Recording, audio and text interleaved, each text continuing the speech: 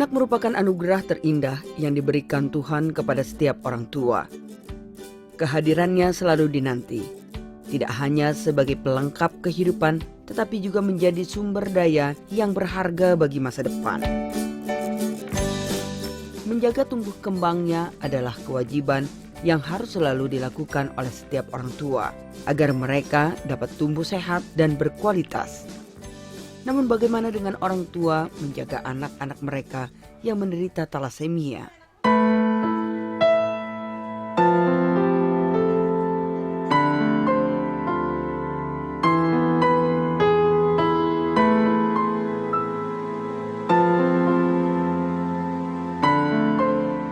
Mungkin tidak banyak di antara kita yang tahu tentang penyakit talasemia. Penyakit ini memang tidak sepopuler diabetes, hipertensi, jantung, kanker, atau penyakit lainnya. Akan tetapi, bukan berarti di sekitar kita tidak ada penderita penyakit itu. Kurang populernya penyakit talasemia menyebabkan orang pada umumnya tidak paham akan penyakit ini. Talasemia adalah penyakit kelainan darah terkena sejak anak-anak. Merupakan faktor keturunan, tidak menular dan dapat dicegah.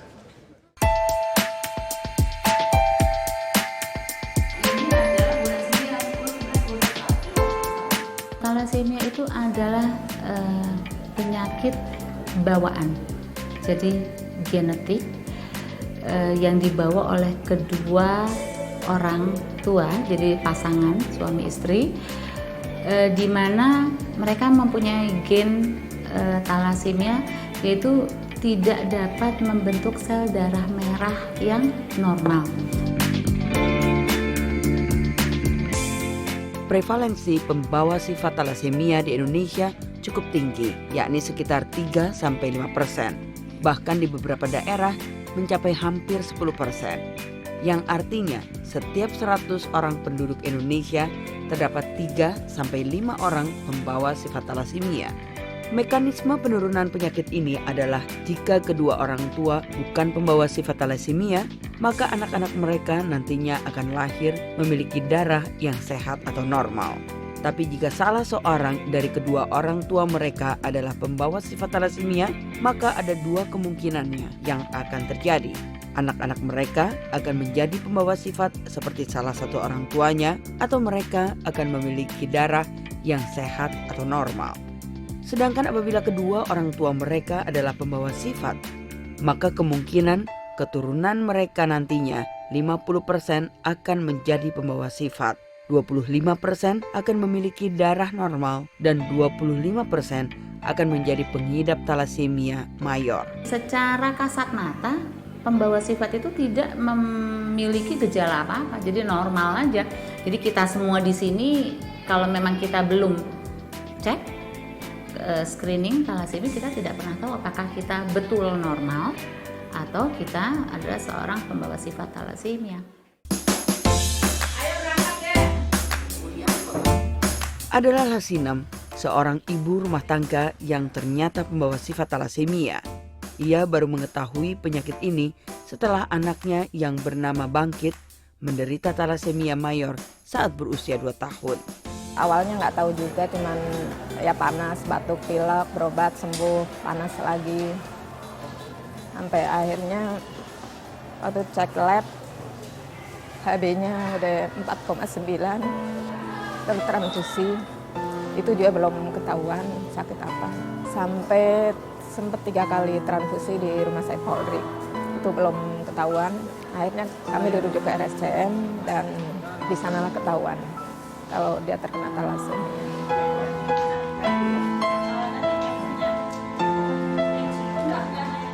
Lasinem begitu menjaga kesehatan buah hatinya.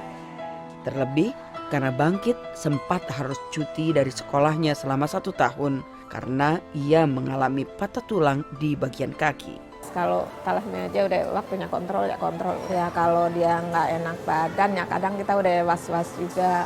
Ya gimana gitu, namanya orang tua ya. Ya kalau ini yang ngeluh, ya kadang-kadang ngeluh, ya kita bawa ke dokter aja. Bagi para penderita talasemia mayor, darah merah merupakan hal yang sangat berharga. Karena setiap bulan atau bahkan setiap minggu mereka harus selalu mendapatkan transfusi darah untuk memperbaiki sel darah mereka yang rusak. Karena sel darah merah yang dibentuk oleh tubuh, oleh sumsum tulang itu selalu pecah. Otomatis kalau pecah dia anemia, pucat, dan oksigenisasi tubuh segala rupa kurang. Jantung bekerja keras, lama-lama dia bisa meninggal kalau tidak ditransfusi. Dalam 1 bulan, Lasinem selalu menyisihkan waktunya 2 hari untuk menemani anaknya mendapatkan transfusi darah demi memperpanjang masa hidup sang buah hati. Banyaknya darah yang dibutuhkan tergantung dari hemoglobin sang anak saat datang ke rumah sakit. Transfusinya kan misal hari pertama dan hari kedua, jadi misal dia membutuhkan 400 cc itu nggak bisa sekaligus dikasih karena harus sedikit-sedikit. Selain transfusi, obat yang harus diberikan oleh penderita talasemia mayor adalah obat kelasi besi. Obat ini biasanya diberikan dengan cara disuntikan atau diminum. Anak-anak yang talasemia yang transfusi rutin itu pastinya akan kelebihan zat besi. Kelebihan zat besi itu berasal dari transfusi itu sendiri. Si badan berusaha untuk membuat sel darah yang isinya juga butuh besi, otomatis ke tubuhnya akan kelebihan besi. Ya, jadi kalau Mbak lihat tadi mereka hitamnya seperti tembaga ya, hitamnya itu karena besi yang masuk itu menumpuk pada semua organ. Jadi kelebihan besi itu harus dikeluarkan. Obatnya yang pertama adalah disuntikan di bawah kulit selama 8-12 jam setiap hari dan seumur hidup. Tetapi tentunya kita sudah bisa membayangkan bahwa itu pasti akan compliance-nya nggak baik, angka kepatuhannya nggak baik. Obat-obat ini biasanya akan disesuaikan dengan para penderita karena tidak semua penderita dapat mengkonsumsi obat kelasi besi oral. Atau ada juga penderita yang tidak dapat mengkonsumsi obat kelasi besi yang disuntikan. Obatnya dia pakai dispera, jadi nyuntik sendiri.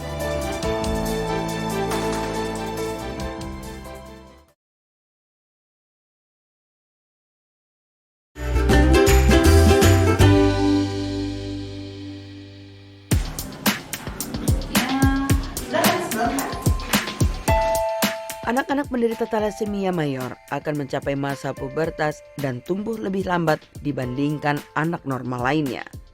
Selain itu akan ada pembesaran pada limfa, kulit mereka menjadi kelabu, sumsum tulang yang bekerja aktif menyebabkan penebalan pada tulang khususnya pada daerah kepala. Anak talasemia jelas sekali mereka hitam. Kan batang hidungnya nggak ada, giginya ada yang monyong, dia pendek. Lalu belum lagi gagal jantung, gangguan hormonal sehingga mereka tidak bisa menstruasi, tanda seks sekundernya nggak ada. Walaupun mereka memiliki kelainan fisik, mereka tetap bisa beraktivitas layaknya orang normal pada umumnya. Seperti bersekolah, bekerja, maupun mengikuti kegiatan-kegiatan lainnya. Seperti bangkit, keinginan belajar dan cita-citanya yang tinggi membuatnya ingin tetap mengikuti kegiatan belajar di sekolah. Meskipun pada mata pelajaran olahraga, ia tidak bisa bergabung bersama teman-temannya. Berkaitan dengan kemauan ya, dengan kemauan belajar sangat besar sekali ya. Apapun yang mereka alami atau dia alami itu berjalan dengan baik untuk prestasi secara akademik ya, baik untuk yang non akademik itu yang belum kelihatan. Kedepannya jadi IT.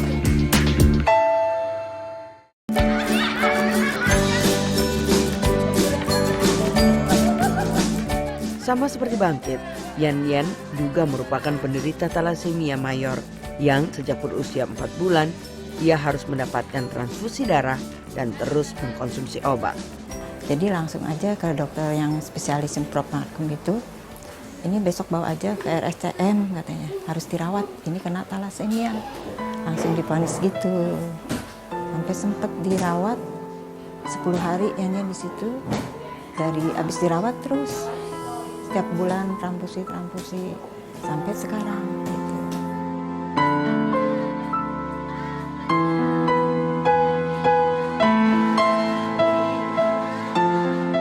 Menjadi seorang penderita talasemia mayor tidak membuat Yan menjadi pribadi yang lemah dan terus merasa sedih. Sedihnya kenapa sih begini gitu. Ya pokoknya Allah nggak, ya pertamanya emang kok Allah nggak adil gini.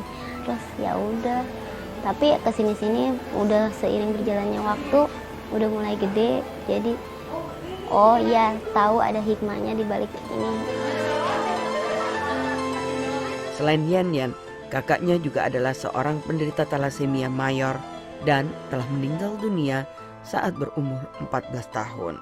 Namun itu semua tidak menjadikan Ibu Luciawati menjadi takut atau khawatir yang berlebihan terhadap anaknya. Bunda enggak punya rasa takut gitu, Bunda yakin lah gitu, enggak ada punya perasaan takut gitu. Soalnya Bunda kan punya anak pertama juga gitu, jadi lingkungan juga sayang semua kayaknya gitu. Malah lebih sayang dari keluarga Bunda sama anak-anak yang kena talasemia itu, lebih sayang, lebih dekat gitu. Di usianya yang kini sudah menginjak 27 tahun, Yan tetap bisa mendapatkan pekerjaan. Ia bekerja di salah satu rumah sakit swasta, membantu pendataan para penderita talasemia untuk mendapatkan transfusi darah. Walaupun ia tidak menamatkan pendidikannya, dikarenakan saat usia sekolah, keadaan fisiknya sangat lemah. Pernah waktu itu pengalaman sampai gak bisa jalan, sampai dirawat gak bisa jalan, nyeri. Pertamanya nyeri, sampai akhirnya sakit nggak bisa jalan. Tapi alhamdulillah sih sekarang bisa lagi. Sempat sedih sih ya ngelihat anak-anak yang lain bisa sekolah, tapi dia nggak bisa karena dia juga kelihatan capek gitu ini. Sempat sedih Bunda, kadang-kadang oh ya teman-temannya udah sampai lulus kuliah, udah jadi orang, tapi Yan masih gini aja. Ya, udah lama apa adanya.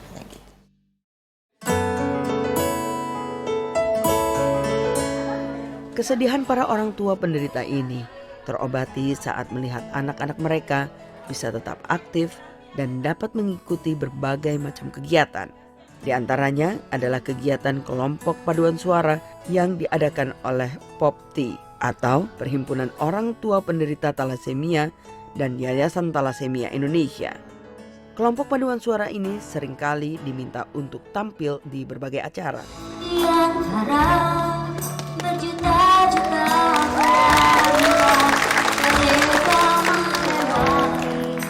hari demi hari dalam baur trauma dan anugerah kuasa, sindroma yang disebut talasemia. Mereka punya hobi, kita arahkan dengan nyanyi, dengan mungkin sudah tahu ya kita punya lagu Masih Ada Asa, dia juga bisa nyanyi vokal group, itu semua kita bina, kita bekalilah bahwa saya selalu memberikan moto kepada anak-anak saya seperti saya memberikan moto kepada almarhum anak saya bahwa hidup itu hanya sementara di dunia. Apapun yang diberikan Tuhan maupun kepada saya Bapak itu adalah anugerah, amanah yang harus kita nikmati dengan bersyukur.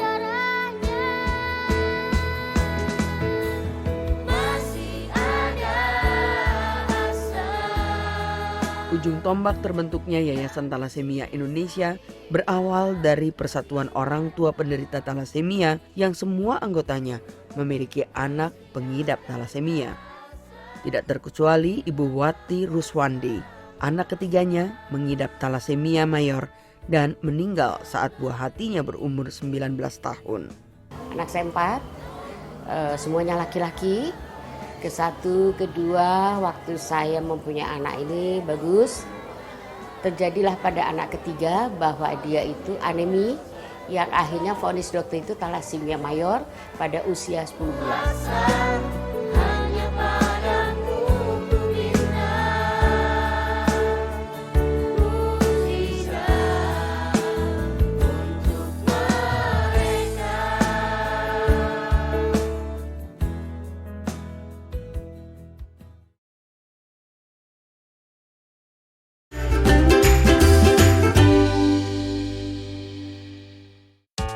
Jumlah penderita talasemia dari tahun ke tahun selalu bertambah. Seperti data yang dihimpun dari Yayasan Talasemia Indonesia dan Persatuan Orang Tua Penderita Talasemia.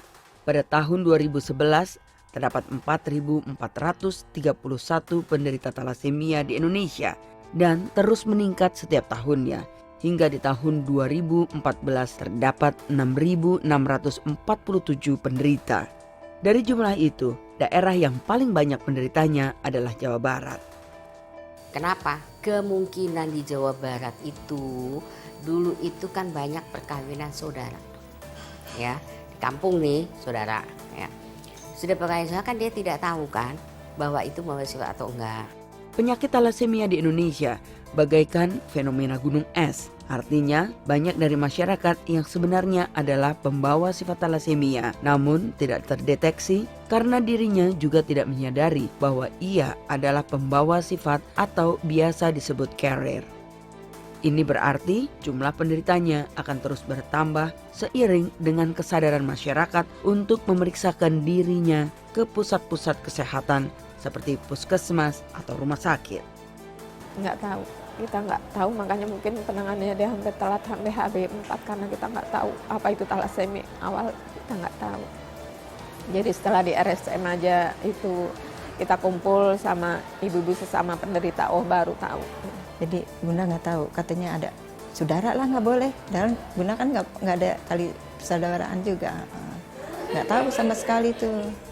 Adalah pekerjaan bagi pemerintah untuk menggencarkan kegiatan edukasi kepada masyarakat tentang penyakit ini. Kita melakukan program screening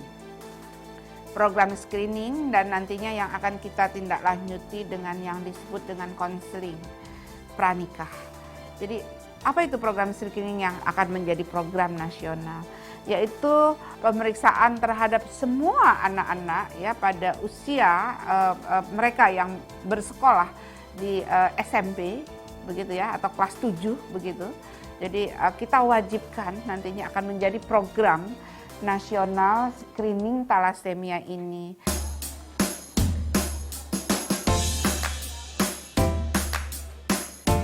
Tidak hanya screening nasional, pemerintah bersama dengan Yayasan Talasemia Indonesia bekerja sama untuk menyaring para penderita yang memang telah didiagnosa talasemia mayor untuk mendapatkan pengobatan sepenuhnya dari pemerintah.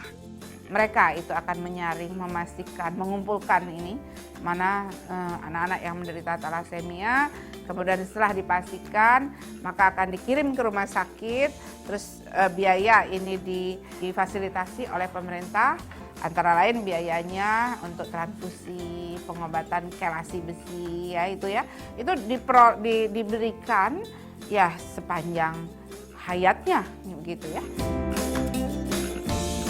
Hal ini tentu sangat membantu keluarga penderita talasemia karena pengobatan yang dilakukan tidak hanya memakan biaya yang besar tapi juga berkala sepanjang usia penderita.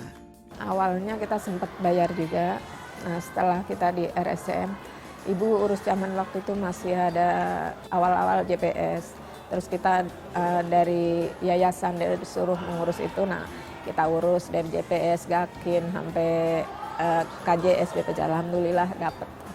Ya berat, kalau untuk kelas besinya kan mahal, jadi ya yang penting transfusi aja lah seperti itu. Upaya penyebaran informasi agar masyarakat lebih mengetahui apa itu talasemia dan bagaimana cara memutus mata rantainya telah banyak yang dilakukan. Salah satu upaya yang dilakukan pemerintah adalah melalui iklan layanan masyarakat yang dapat menjangkau hingga pelosok. Hidupku menjadi terbatas. Transfusi darah menjadi rutinitas yang harus aku jalani seumur hidupku. Kami harus berhadapan dengan kenyataan karena kami akan menambah generasi baru pembawa sifat talasemia.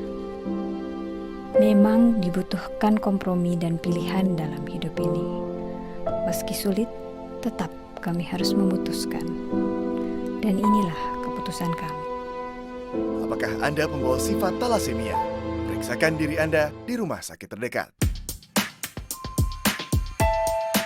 Selain itu bertepatan dengan Hari Talasemia Nasional, juga dilakukan kegiatan di Bundaran Hotel Indonesia Jakarta yang bertujuan untuk memancing rasa ingin tahu masyarakat untuk mencari informasi lebih dalam.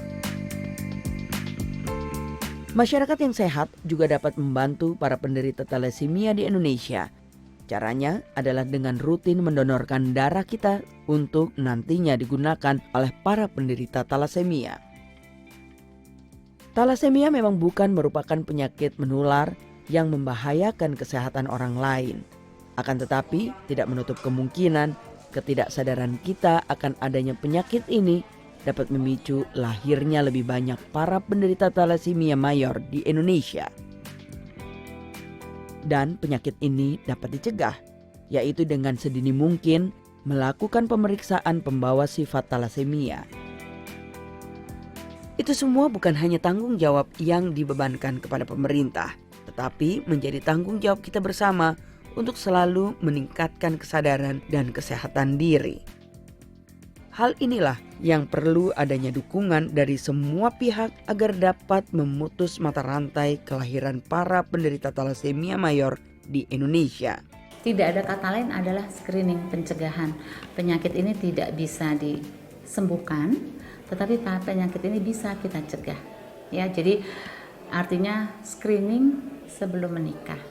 Dan kalau ternyata di antara orang-orang ini ada yang talasemia, lakukanlah screening dengan keluarga lainnya. Artinya adik, kakak, ponakan tuh kita harus screening. Jadi itulah satu-satunya yang bisa kita lakukan untuk mencegah. Ya, untuk kedepannya mudah-mudahan lebih pelayanan untuk pasien talasemia lebih bagus lagi. Semua bisa, alhamdulillah sekarang bisa mendapatkan yang gratis, mau ataupun BPJS yang bayar bisa, alhamdulillah. Kedepannya lebih baik lagi, lebih diperhatikan lagi. Jangan melihat kita dari fisik kita, jangan melihat kita dari kekurangan kita, lihatlah kelebihan kita. Kita juga bisa. Talasemia itu talasemia sebenarnya bukan suatu penyakit. Jadi kita sama lah kayak orang normal. Cuman kekurangannya kita hanya perlu transfusi darah. Udah itu aja sih. Disinilah kita bersama saling bahu-membahu melalui upaya kuratif, promotif, dan preventif dalam penyebaran informasi penyakit ini demi mengantarkan masyarakat Indonesia ke arah yang lebih sehat.